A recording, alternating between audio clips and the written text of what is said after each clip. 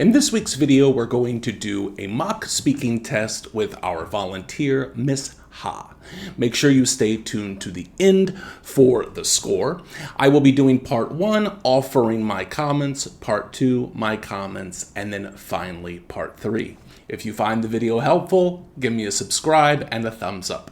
Let's start.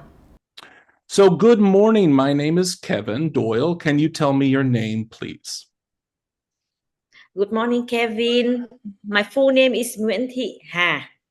Thank you. Now, in this first part of the test, I'd like to ask you some questions about yourself. So let's start with what you do now. Do you work or are you a student? Hello, I am working in tourism, and my department is visa department in a traveling company in Hanoi. Do you like your job? I really like now. I have been working in tourism for more than 11 years after graduated from the university, and now for my special department is visa. I can work with the customer and work with some authority, local authority, and I'm so flexible and I really love it. What's the most interesting part of your job? Because I am a detailed person, so I really feel confident when I prepare the document, the paper for my customers, and I can feel that they are happy because I'm so detailed, I'm so careful, and I can prepare well the documents for them. Let's talk about hats. Do you like to wear hats? To wear a hat? Hats. Yes, I really love. For me, I have at least 5 hats in my wardrobe with many What, colors. what kind of hats do you like? I like the hat. I like the classic hat because I love the vintage style. So I have the beret hat. Yeah. Are hats popular in Vietnam? Yes, very popular because of the climate. Vietnam has, the sunny and the sunshine and also the rain all the time change dramatically. So I am sure that most of Vietnamese people have hats. Why do people wear hats or caps? Because for the function, I Mm. believe that to for the sunshine and the rains, it's not for the health. So we need to escape on the crazy things from the sky. Where do you like to buy hats? um all of my hats, I have to say that I bought from the local shops, the thrift shop, because I am a big fan of second-hand stuff, Why? cheap, reasonable price. Because I can get the reasonable price, and also the style is very unique. Let's talk about daily routine. Do you often go to bed late or early? About my routine, my living routine, I think most of weekday I wake up and prepare some things and go to work from 9 to 5 as other normal people. Then I will have a workout after working hours, like running or practicing swing dancing. Then have a dinner in home.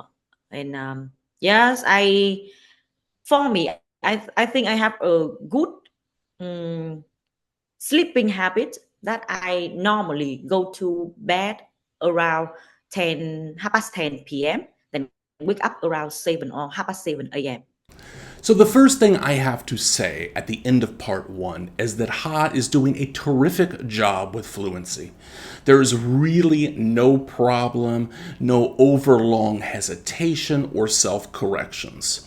When we start talking about hats, which is kind of a strange topic, her answers get a little shorter and they could be a little longer, but really, there's no problem here.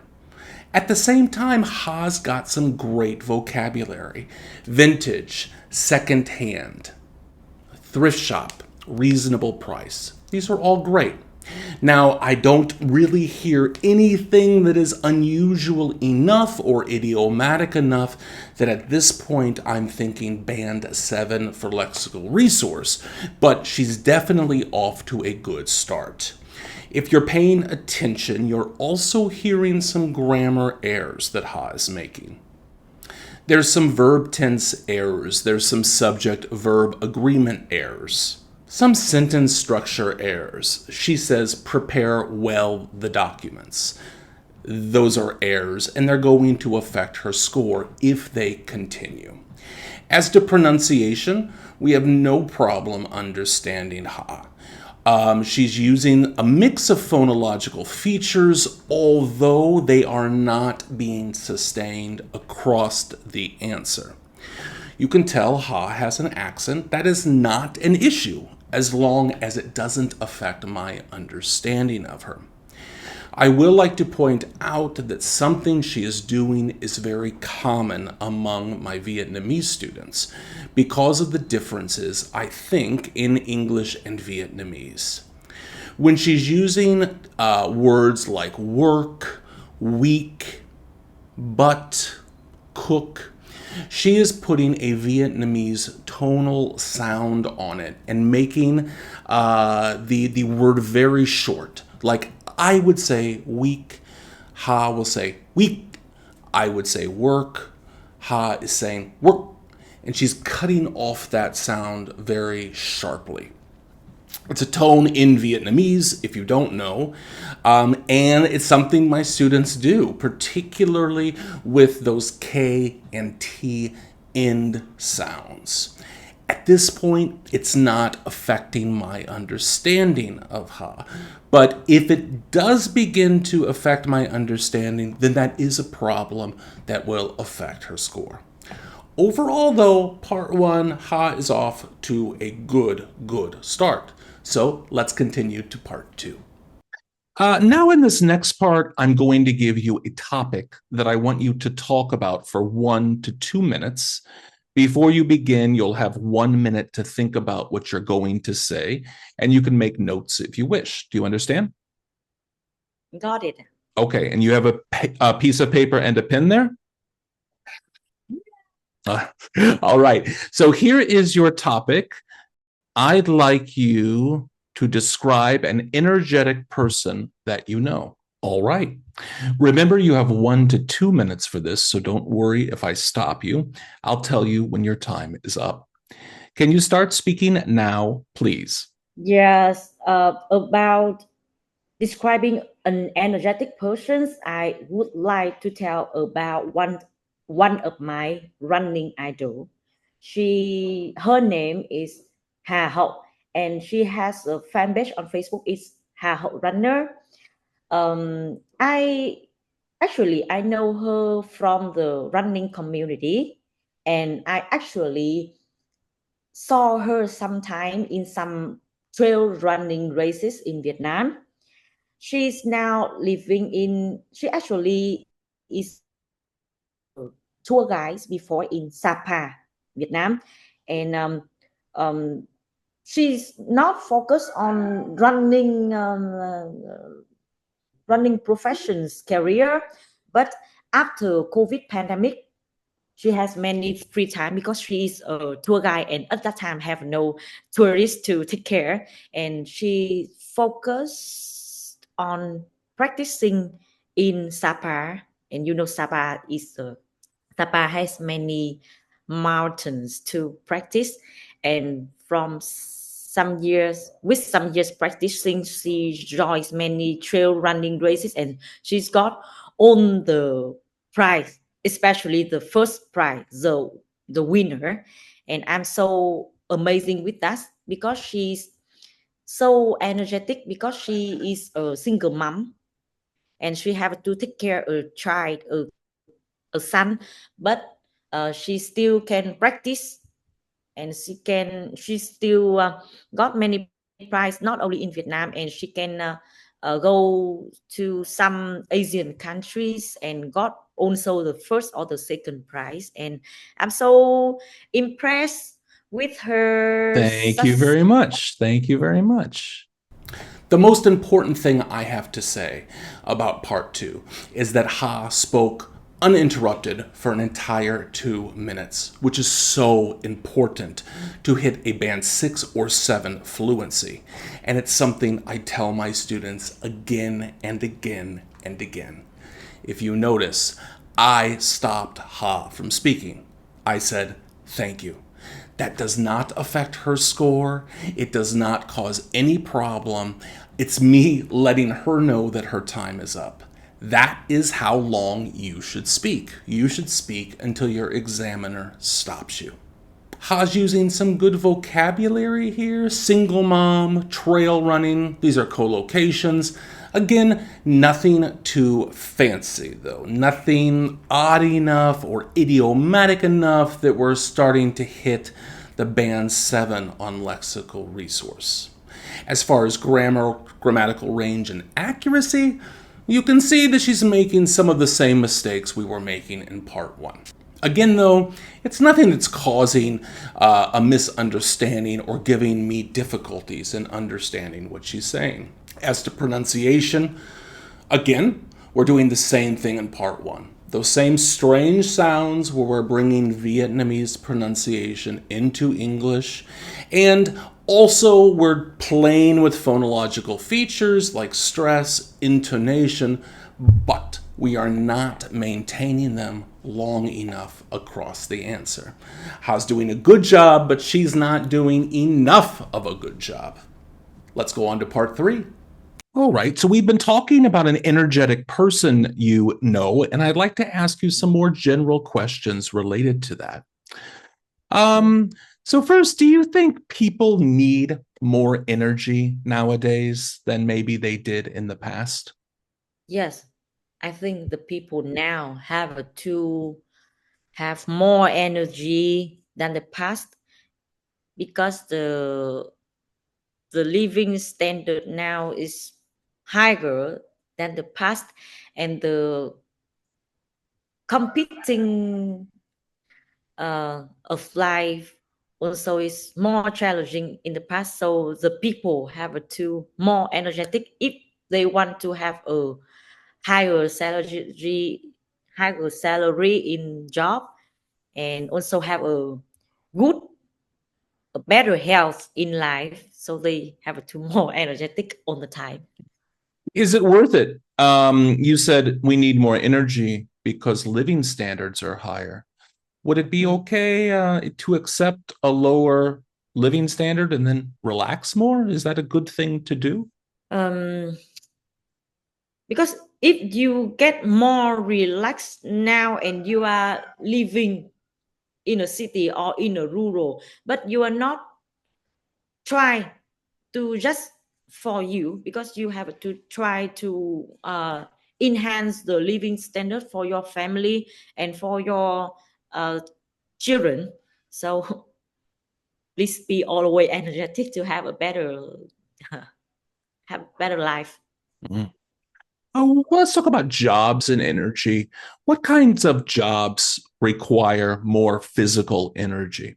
Physical energy, I think some some job as the athletics, like some athletics, they have to practice like if you are officer, you are almost in the company or in the office 8 hours per day, and if you are the athletics, you have to practice even more than 8 hours per day and need more the physical.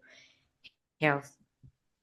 Are there any more, like you said, professional athletes? Are there any more normal jobs that require a lot of physical energy? Some for the physical energy, I am thinking about uh, the housewife because even they are at home, they don't go out for any specific job, but even you are the housewife, you still have to do everything job without name, like cleaning the house, go to the local market or supermarket, and cooking, then taking care on the child like the Asian style. That's the housewife have to do everything, and for me that is also need the physical. Yeah. Should jobs that require more physical energy be paid more? I mean, you said housewife, and they don't Yeah. get paid much. Should jobs that require a lot of physical energy be higher paid? Higher pay. I think about some housing builder. They also work with just the physical stuff, and they have to work almost in the outside to build the house, build the building. So yeah, need more the physical health. And you think they should get higher salary? A little bit higher, at least not like the housewife, no pay. But for the builder, they get the salary, but low salary. You keep talking about housewives. Should maybe the government give a plan to give housewives its very important work? Would you think that's a good idea, that the government give money to whoever stays home, house husband, housewife? Now, for me, that is not the authorities' responsibilities. That is the responsibility of the uh, I mean the husband. Because if the mother, the wife at home, so the husband have to go out to get the good salary to share with the house, the Thank, wife in house. thank you very much. That's the end of the speaking test. First, the end of the test here. I have to say that again, Ha has no problem with fluency. Yes, part 3 slows down a little bit, and it's not as fluent as part 1 or 2. But part 3 is more difficult questions, and this is pretty common. And you can tell that Ha is looking for some words, but some ideas. The most important thing is the slowdown in her fluency is not affecting her coherence. It still sounds quite natural. As to vocabulary, again, we've got some good collocations. Ha says enhance the living standard, but there's really nothing too spectacular here. Nothing that's going to elevate her to a band 7 on lexical resource. At this point, after part 1, 2, and 3, I am confident that that's not happening. Grammatical range and accuracy is the same mistakes we've been hearing in part 1 and 2, but most importantly, again, it does not affect my understanding of her. And finally, pronunciation is the same thing. We hear some good things, but we don't hear enough of those things. So, of course, the most important question is, what would I give Ha as an examiner? As an examiner, I would absolutely give Ha a 7 on fluency and coherence. Why? Well, first of all, Ha did the entire test without noticeable effort. Part 1 was solid, part 2 was solid, and she spoke the entire long turn. And while part 3 slowed down, it wasn't really a problem. Looking at the scoring sheet, there was some hesitation, There was some self-correction, but these did not affect Ha's coherence. I knew what she was saying 100% from the beginning to the end, and that's pretty high level. And finally, Ha was using flexible use of spoken discourse markers, connectives, and cohesive devices. Her answer was tight, it made sense, it flowed nicely. That's a 7. As to lexical resource, I would give her a 6. Her resource was sufficient to discuss the topics at length. She was able to paraphrase effectively, meaning that when she couldn't think of a word, she was able to go around that vocabulary gap and put in a different word that she did know. And any vocabulary mistakes didn't affect the meaning Ha was trying to get across. We're not at 7 because there was just that lack of idiomatic or less frequently used vocabulary. Everything Ha said, and she did have some good vocabulary, was pretty normal. Also in part 3, we did have that slowdown where Ha was looking for language a little bit more. At a band 7, she wouldn't be doing that. For grammatical range and accuracy, I'm also giving Ha a 6. At a 7, error-free sentences are frequent, and I really didn't get that impression here. Yes, she had error-free sentences, but there were a lot of mistakes being made. At 6, you're having errors frequently occurring in complex sentences, but those errors are not really causing communication problems. That's what we have here. There were enough errors and basic errors like subject-verb agreement, verb-tense errors that Ha's not getting a 7 here. As to pronunciation, though, Ha will get a 7. Pronunciation's always a little harder to grade because it's different from the other bands. For example, in bands 6, 7, 8, if you want to get a 7, you have to do all of the good things from 6 and some of the good things from 8 to get a 7. And that's what Ha did here. At 6, we're using a range of phonological features like stress, intonation, but we're not using them across long stretches of the answer. And I told you that is what Ha is doing. At 6, the rhythm of your speech is not quite correct, and you may be mispronouncing individual words or phonemes. Ha really wasn't doing that here, with the exception of, I think, beret is the only word I remember her mispronouncing.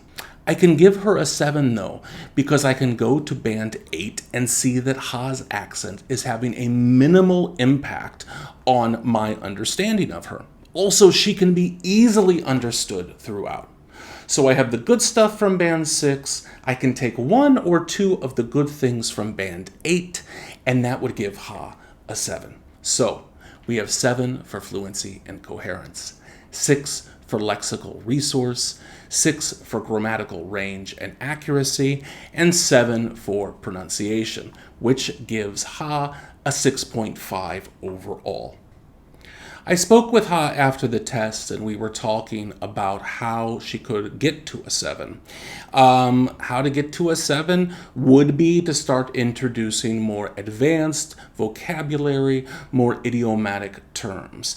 Also, it's going to involve fixing that grammar. How do we get past that? We practice. We record ourselves and practice.